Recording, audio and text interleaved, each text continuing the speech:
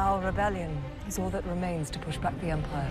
Rogue One opened to the second biggest box office in December, only behind The Force Awakens last year. If the Empire has this kind of power, what chance do we have? It is the first theatrical release that does not follow the Skywalker saga. Well, kind of. Rebellions are built on hope. So is the movie any good? Yes, I think it's great, but I'm a fanboy. It's not a perfect film, but I really enjoyed being in the Star Wars world and seeing it expand. You get a lot of new planets and creatures that will probably be expanded in books and other media. Some of the great parts of the film, without any spoilers, is the film is very gritty, and it's much darker than the others, which is what I kind of liked about the film.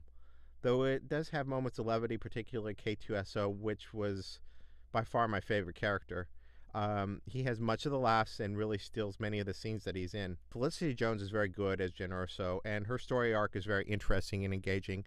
I really did enjoy the relationship between her and her father, and that plays out very nicely. One of the things that I feel like the film does that a lot of the other Star Wars films didn't do was really puts the rebellion in a gray area.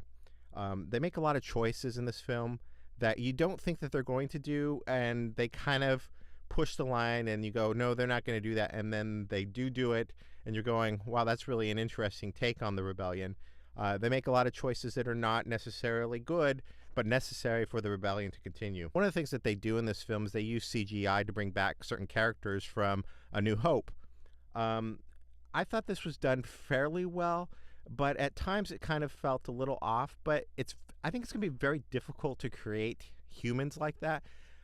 They're getting closer to perfecting it, but at times I thought it was a little jarring, particularly a couple scenes that you kind of felt like it might have been better to just recast those scenes rather than to use the CGI. I think that the second act kind of suffers just a little bit because it's a little bit slower, but when it gets to the third act, it really picks up, and it really becomes a film that is very exciting and engaging, and particularly the last 10 minutes of the film. It ties into A New Hope, which is something that I really liked, but I really did enjoy it. I'll probably go back and see it again, probably a couple times before it leaves the theater. So I'm going to give it 4 out of 5 stars.